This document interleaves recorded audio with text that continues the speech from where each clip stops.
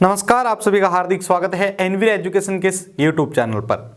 तो साथियों, हम कंप्यूटर शिक्षक भर्ती की तैयारी कर रहे हैं और उसी के अंदर हमने कंप्यूटर के फंडामेंटल को सीरीज को क्लियर करने के बाद यानी एमएस ऑफिस को छोड़ के जो फंडामेंटल की सीरीज क्लियर की थी उसके बाद हमने आर्किटेक्चर को शुरू कर दिया है और उसमें हमने जो है कंप्यूटर का बेसिक आर्किटेक्चर जिसमें हमने वॉन न्यूमैन आर्किटेक्चर के बारे में पढ़ लिया है।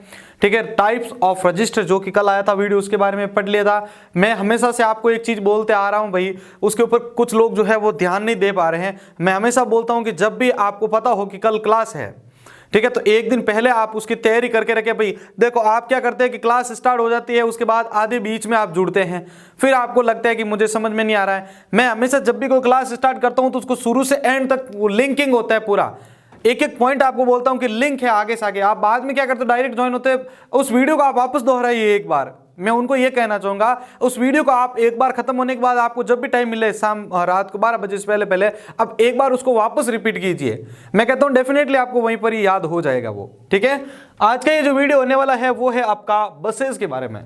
ठीक है ना, मैंने आपको वॉन न्यूमैन आर्किटेक्चर समझा था, उसके अंदर मैंने बताया था कि इनके बीच में डाटा कैसे जाता है, आता है, वो किस बेस पे आता है, तो वो सब कौन करता है आपके, वो करता है आपके बसेस। ठीक है ना, जिसमें मल्टीप्लेक्सर का भी यूज करते हैं हम। तो आज इस वीडियो के अंदर हम इसी के बारे में डिस्कस करने वाले, बसेस है क्या, ठीक है ना, और ये कितने प्रकार की होती है, काम कैसे करती हैं, तो सारा कुछ इस वीडियो के अंदर समझेंगे। लेकिन वीडियो को शुरू करने से पहले मैं अपने व्यूअर से एक रिक्वेस्ट करना चाहूंगा कि अगर आप इस चैनल पर पहली बार जुड़े हैं तो सब्सक्राइब कर दीजिए, जिससे मैं जैसे ही नेक्स्ट क्लास और लेके आऊं तो उसकी सूचना तुरंत आपको आपके डिवाइस पर मिल जाए। ध्यान रखिए कि कंप्यूटर शिक्षक भर्ती के अंडर आने वाले सिलेबस में राजस्थान जीके या करंट अफेयर्स अगर आ रहा है तो उसके लिए भी अलग से मैं क्लासेस लाऊंगा। उसमें आपको ट्रिक्स विद सारा कुछ जो कॉन्सेप्ट होगा वो समझाया जाएगा। और कंप्यूटर के ये आर्किटेक्चर चल ही रहा है, अब आपके जल्द से बहुत जल्द जो है आपके नाइट में 9 बजे से आपके लिए कंप्यूटर के ऑपरेटिंग सिस्टम की भी क्लासेस शुरू होने वाली हैं। ठीक है, और आपको शाम को 5 बजे या रात को 10 बजे के आसपास आपको जो है कंप्यूटर के प्रोग्रामिंग की भी क्लासेस बहुत जल्द शुरू होने जा रही है। एक बार सिलेबस का हम वेट कर रहे हैं, आ जाए तो उसके बाद उसके स्टार्ट कर देंगे हम। चलिए अब यहां पर आ जाते हैं हमारे इस कंटेंट के ऊपर। देखिए, सबसे पहले ये जानिए कि बस होता क्या है। बस का आप यहां पर इंट्रोडक्शन मानिए, इसका जो भी डिटेल्स है वो मानिए। बस होता क्या है पहले आप ये समझिए। देखिए, जिस प्रकार आपको पता होगा कि किसी भी हमारे एक रियल लाइफ में एग्जांपल अगर आपको मैं समझाऊं तो किसी भी सामान को हम जब एक शहर से दूसरे शहर पे ले जा रहे होते हैं तो वहां पर क्या करते हैं, हम उस बस के अंदर रखते हैं, उसको वहां तक ले जाते हैं। यानी जो हम जहां पर जा रहे हैं तो अपने साथ उस सामान को लेके गए और वहां पर उसको लेकर चले गए। ठीक है ना, उस बस वाले को हम एड्रेस भी बताते हैं तो वो अपने को वहां पर ले जाता है, अपने सामान को वहां पर ले जाता है। इसी प्रकार से अगर हम कंप्यूटर टर्म में यानी टेक्निकल टर्म में भी समझे तो देखिए, बस क्या होता है कि आपका डेटा या आपका जो एड्रेस होता है वो उसको एक स्थान से दूसरे स्थान में पहुंचाने के लिए काम में लिया जाता है। ठीक है, बस जो होता है वो आपके डेटा या जो एड्रेस होता है उसको एक स्थान से दूसरे स्थान पर ले जाने के लिए काम आता है। अब इसमें कई प्रकार के मेथड होते हैं, कोई सिग्नल बेस्ड होता है, कोई नॉर्मल एड्रेस बेस्ड होता है। तो इसमें मैं आपको सबसे पहले बताना चाहूंगा, ये जो हमारे पास 8085 का माइक्रो प्रोसेसर यूनिट है, ठीक है ना, और यहां पर हमारे पास एक कंट्रोल यूनिट है जो कि डेडिकेटेड हार्डवेयर है अलग से। यहां पर एड्रेस बस है, डेटा बस है, कंट्रोल बस, उसके बाद मेमोरी इनपुट और आउटपुट है, जिसमें आपको अभी ये आर्किटेक्चर जो है यहां से मैं आपको समझाने वाला हूं। मान लीजिए हमारे पास, मैंने आपको बताया था कि माइक्रो आपके जो रजिस्टर्स होते हैं,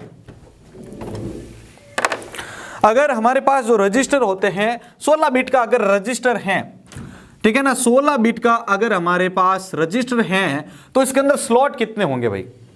16 बिट का रजिस्टर है तो इसके अंदर स्लॉट कितना होगा, तो देखिए यहां पर मैं कर देता हूं 2 की पावर 16, मतलब यहां पर हमारे पास जो स्लॉट होंगे वो होंगे आपके 65,536।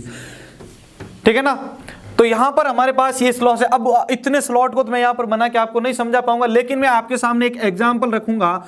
अगर 2 की पावर 3 हो यानी 8 स्लॉट का अगर हमारे पास रजिस्टर है तो उसको हम इसके बेस पर कैसे समझेंगे। तो यहां पर देखिए 3 बिट का है यहां पर, ठीक है ना, 3 बिट है हमारे पास। यहां पर 16 बिट था, अब इस यहां पर 3 बिट है। तो यहां पर देखिए मैं इनको इस प्रकार से रिप्रेजेंट करूंगा। पहले तो एड्रेस को देख लीजिए आप, इसके अंदर 001 000 ठीक है ना, 010 011 100 101, मतलब यहां पर इनका बाइनरी मान यहाँ पर एड्रेस के रूप में मैंने डाला है। और यहाँ पर आप देख सकते हैं 0 to 7 यानी 8 स्लॉट है मेरे पास। अब सबसे पहले मैं एड्रेस बस को यहाँ पर आपको समझाता हूं। इसके अंदर एड्रेस बस बेसिकली होता क्या है, तो देखिए एड्रेस बस जो होता है वो किसी भी एड्रेस को कैरी करके ले जाता है डेटा को, ठीक है ना। एड्रेस बस के बेस पर ही डाटा को एक स्थान से दूसरे स्थान पर पहुंचाया जाता है, ये आपको भी पता होगा।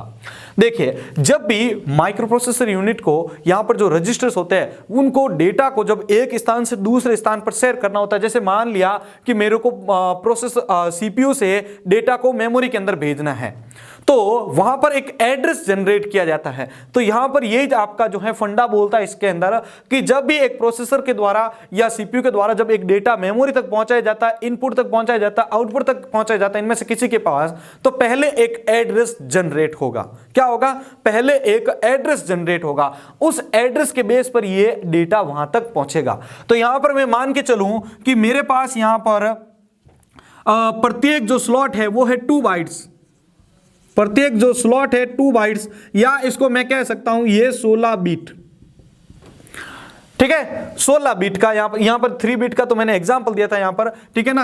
अब मैं यहां पर आपको यह कहना चाहूंगा कि यहां पर प्रत्येक स्लॉट के अंदर 2 बाइट का डेटा आ रहा है, मतलब यहां पर मैं कह सकता हूं 16 बिट, यानी 8 बिट बराबर 1 निबल या 1 बाइट होता है। तो यहां पर 2 बाइट हो गया, तो वहां पर 8 का डबल कर दो यानी 16 बिट होगा। अब यहां पर देखिए कि एड्रेस बस है, तो ये एड्रेस हो गया जैसे ये अलग अलग। अब मैं चाहता हूं कि यहां पर जो 4 नंबर पे जो डेटा है उसको मेरे को जो है एग्जीक्यूट करना है, ठीक है ना।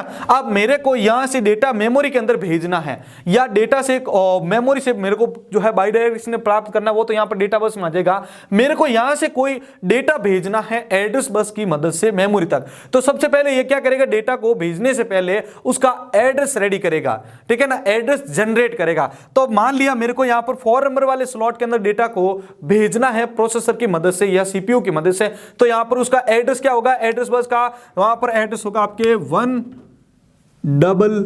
ये सिर्फ एग्जाम्पल दे रहा हूं मैं, है ना। आपका जो स्लॉट के अंदर डेटा एग्जीक्यूट करना है या जहां पर डेटा भेजा जाएगा, तो उसका एड्रेस वहां पर जो है रिप्रेजेंट होगा। तो यहां पर एड्रेस बस का बेसिकली आपको यह ध्यान रखना है कि एड्रेस बस जो होता है किसी भी डेटा को भेजने से पहले जो है उस भेजने से पहले उस लोकेशन का या उसका जो है एड्रेस है वो जनरेट करता है, ठीक है ना। अब दूसरा आते हैं हम डेटा बस के ऊपर। डेटा बस क्या होता है, तो देखिए एड्रेस बस तो क्या करेगी, एड्रेस जनरेट करेगी, उसके बेस पर डेटा को आगे पहुंचाया जाएगा। लेकिन डेटा बस जो है वो क्या करेगी, डेटा को क्वेरी करेगी, ठीक है ना, डेटा को कैरी करेगी। यहां पर तो एड्रेस को कैरी किया जा रहा है, यहां पर डेटा को कैरी किया जाएगा। अब ध्यान रखिएगा डेटा बस का एक इंपॉर्टेंट होता है, ये क्वेश्चन एमसीक्यू में पूछा जा चुका है कि जो एक कंप्यूटर सिस्टम आर्किटेक्चर के अंदर बसेज का जो आर्किटेक्चर होता है, वहां पर बस जो बसेज होता है वो आपके किस प्रकार का होता है, तो वहां पर एक ऑप्शन है बाई डायरेक्शनल, ठीक है ना। तो यहां पर मैं आपको बता देता हूं कि डेटा बस जो होता है वो बाई डायरेक्शनल होता है, यानी ये दोनों टाइप डाटा का गमन करता है, उसको रिसीव भी कर सकता है, सेंड भी कर सकता है। कैसे, देखिए यहां पर मैंने एरो को दोनों साइड से आपको इंडिकेट किया इसको कि यहां से डेटा आ भी सकता है और डेटा जा भी सकता है। देखो यहां पर एरोज आपको अगर देखने को मिल रही है सभी में, तो देखो इनपुट से डेटा लिया भी जा सकता है, उसको वापस दिया भी जा सकता है, ठीक है ना। तो ये डेटा को यहां पर सेंड कर रहा है, वापस रिसीव कर रहा है। तो इन यूनिट्स का यूज करके हम डेटा बस से डेटा को प्राप्त करते हैं, वापस उसको सेंड करते हैं, ठीक है ना। जैसे सीपीयू के थ्रू कोई डेटा है, ठीक है ना, कोई डेटा है उसको भेजना है मेमोरी यूनिट में, तो यहां से जा सकता है इसमें मेमोरी में, मेमोरी से कोई डेटा उठा के इसको भेजना है तो भी यहां से वापस इसके अंदर जा सकता है। मतलब यहां पर डेटा बस का आपको ध्यान रखना है कि ये बाई डायरेक्शनल होता है, जिसमें डेटा को भेजा भी जा सकता है, प्राप्त भी किया जा सकता है। इसलिए देखो ये एरो दोनों साइड में मैंने इंडिकेट कर रखी है। अब देखिएगा यहां पर नेक्स्ट आता है हमारा कंट्रोल बस।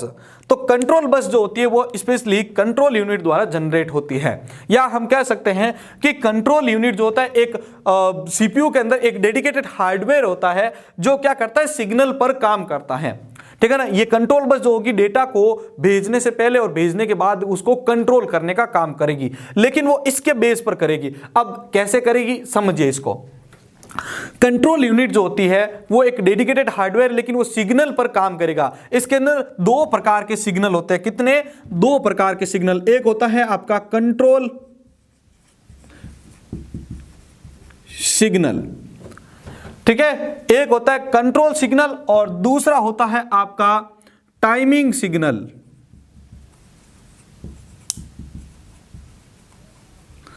एक होता है कंट्रोल सिग्नल और दूसरा होता है टाइमिंग सिग्नल। अब ये क्या है टाइमिंग और कंट्रोल सिग्नल? तो कंट्रोल सिग्नल जो होते हैं वो जनरेट होते हैं कंट्रोल यूनिट में, ठीक है ना। कंट्रोल यूनिट में ये सिग्नल्स होते हैं वो इंडिकेट करते हैं, रिप्रेजेंट करते हैं या आगे सिग्नल्स भेजते हैं कि मुझे इसके ऊपर किस प्रकार का ऑपरेशन करना है या उस ऑपरेशन को कब करना है। अब यहां पर अभी पहले हम कंट्रोल सिग्नल को समझते हैं। मान लीजिए मेमोरी के अंदर जो भी डेटा है, अब मुझे उसमें से कोई भी डेटा को रीड करना है या राइट करना है, ठीक है ना। कोई डेटा को रीड करना है या राइट करना है, तो जैसे यहां से कंट्रोल यूनिट के थ्रू एक सिग्नल जनरेट होगा, उसकी मदद से यहां पर कंट्रोल बस को यहां पर यह कहा जाएगा कि मुझे इस मेमोरी से ये डाटा को रीड करना है।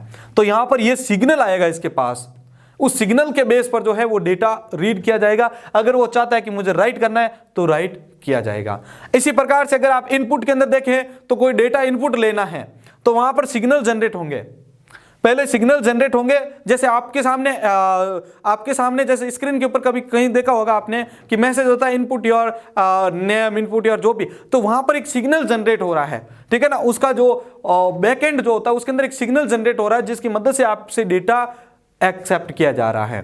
तो यहां पर जैसे इसमें से डेटा इनपुट लिया गया तो वहां पर भी सिग्नल जनरेट हो रहा है, ठीक है ना। डेटा को इनपुट लिया जा रहा है तो वो एक प्रकार का सिग्नल इनपुट किया जा रहा है, ठीक है ना। कोई डेटा को कैप्चर किया जा रहा है वो। अब यहां पर अगर मेरे को आउटपुट यूनिट के साथ में समझना है इस कंट्रोल यूनिट को, तो यहां पर क्या होगा कि मैंने कोई भी डेटा इनपुट किया था, अब उसके रिजल्ट को आउटपुट के रूप में देना है। जैसे आउटपुट में आप बहुत सारे एग्जाम्पल देख सकते हो। आउटपुट में कीबोर्ड आउटपुट के अंदर आपका जो है स्पीकर आता है, प्रोजेक्टर आता है, मॉनिटर आता है। तो मुझे जैसे कोई रिजल्ट को स्क्रीन के ऊपर शो करना है तो वो डायरेक्टली नहीं जाएगा, पहले उसका सिग्नल जो है वो जनरेट होगा और उसको भेजा जाएगा आपके कंट्रोल बस के पास। कंट्रोल बस उसको जो है कंट्रोल करके यहां पर आउटपुट के पास भेजेगी। अब आउटपुट में भी अलग अलग आईडीज हैं, जैसे मॉनिटर हो सकता है, प्रिंटर हो सकता है, तो उसके बेस पर वो उन तक भेजेगा, फिर उस डेटा को जो है आगे प्रोसेस किया जाएगा या उस डेटा को शो करवाया जाएगा। ये आपके कंट्रोल सिग्नल का कंट्रोल सिग्नल है।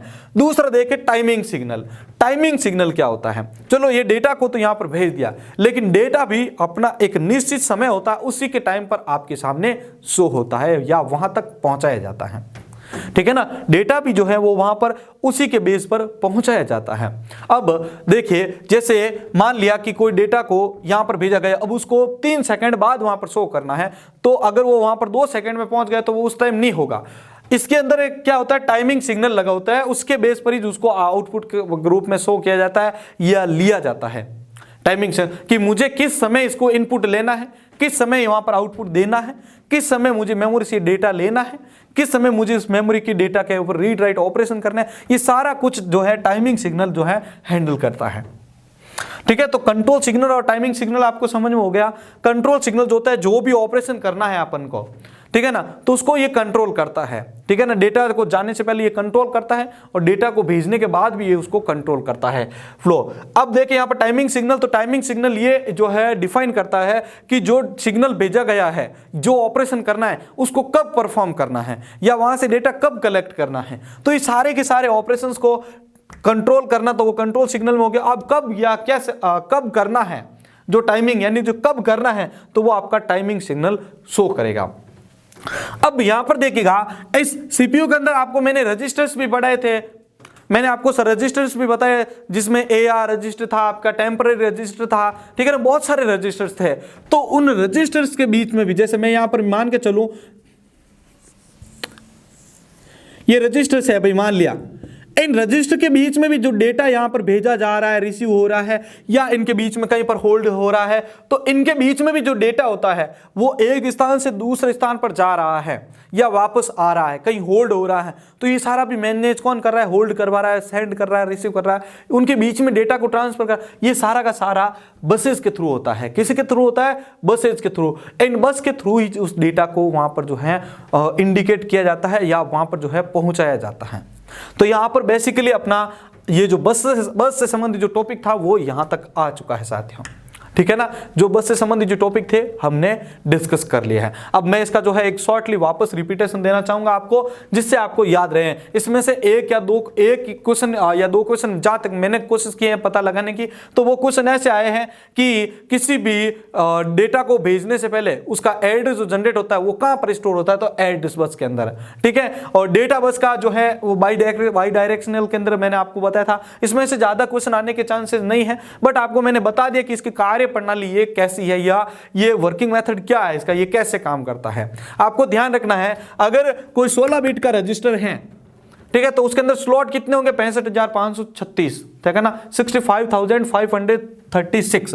और यहां पर अगर मैंने आपको एग्जांपल के थ्रू समझाया था, ये आपके 3 बिट का रजिस्टर है, ठीक है ना। तो इसमें 3 बिट के रूप में जो है ये आपके एड्रेस शो किया जा रहा है। इसके अंदर अगर प्रत्येक के अंदर 2 बाइट आ रहा है, मतलब 16 बिट कह सकते हैं हम उसको, ठीक है ना। तो वहां पर अगर आपका एड्रेस भी वहां पर शो होगा, एड्रेस भी शो होगा, तो वहां पर आपको इसके हिसाब से जो है आप इसको शो करवा सकते हैं कि इसके अंदर एग्जीक्यूट किया जा रहा है, किसके अंदर एग्जीक्यूट नहीं किया जा रहा है। वो हमने जो अलग से रजिस्टर्स पढ़े थे जिसमें प्रोग्राम काउंटर देखा था नेक्स्ट वाला, ठीक है ना, तो वो आपके रजिस्टर्स के अंदर था। और उसके बाद में हमने एड्रेस बस को डिस्कस किया था। तो एड्रेस बस को बेसिकली अपने दिमाग में ऐसे याद रखना है कि एड्रेस बस जो होता है वो डेटा जहां पर भेजना है या जहां से डेटा को कलेक्ट करना है, फेच करना है मेमोरी से, तो उसका लोकेशन ये अपने अंदर स्टोर करता है। और उस डेटा को भेजने से पहले क्या करेगा, माइक्रो प्रोसेसर या सीपीयू जो होता है वो उसका एड्रेस जनरेट करता है। इसी प्रकार से डेटा बस के अंदर देखेंगे तो ये बाई डायरेक्शनल है, दोनों दिशाओं में डेटा का गमन कर सकता है। तो डेटा को भेज भी सकता है, डेटा को वापस कलेक्ट करके सीपीयू को भी दे सकता है।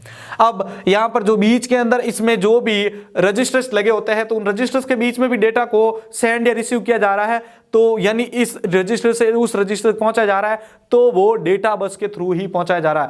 भाई शेयर क्या हो रहा है, डेटा हो रहा है, तो डेटा का ही यहां पर होगा, तो डेटा बस ही काम करेगा यहां पर, इस प्रकार से। और अगर हमें अदर जो ये डिवाइसेज हैं, इनपुट, मेमोरी, आउटपुट, ठीक है ना, तो इनसे भी डेटा को कलेक्ट करना या वहां तक डेटा भेजना हो, तो वहां पर डेटा बस ही काम आएगा।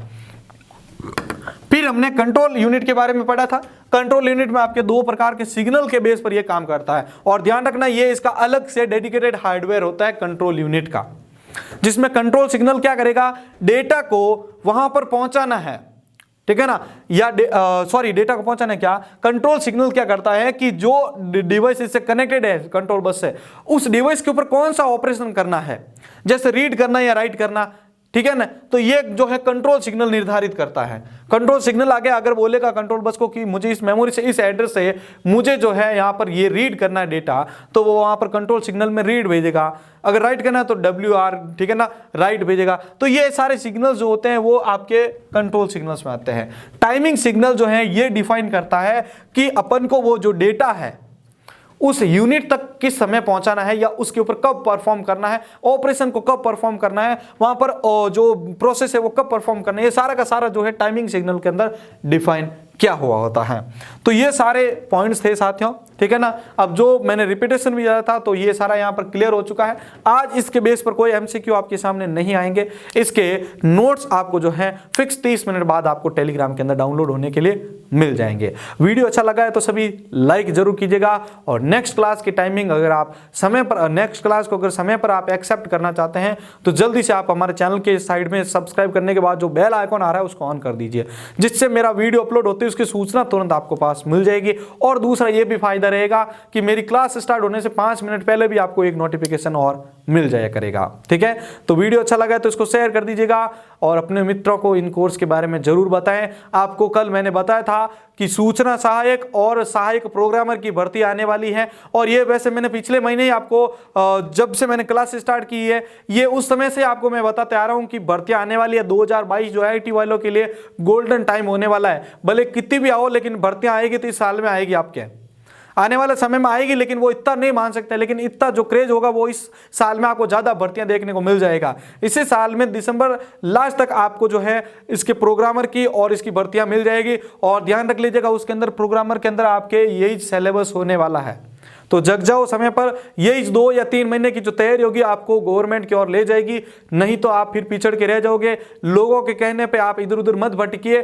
टाइम टू टाइम आप पढ़ाई करते रहें। जो भी डाउट होता है आप कन्फर्मली जो है आपके पास, मेरे सभी के पास मेरे जो है मोबाइल नंबर है, आप मेरे से कांटेक्ट कर सकते हैं। कोई भी प्रकार के क्लास के बारे में हेल्प चाहिए या कोई भी नोट्स चाहिए तो आप टेलीग्राम से डाउनलोड कर सकते हैं, जिसका लिंक डिस्क्रिप्शन में दे रखा है। तो साथ ही यहाँ पर मैं आप सभी से अलविदा ले रहा हूँ। वीडियो अच्छा लगा तो लाइक जरूर कीजिएगा। धन्यवाद।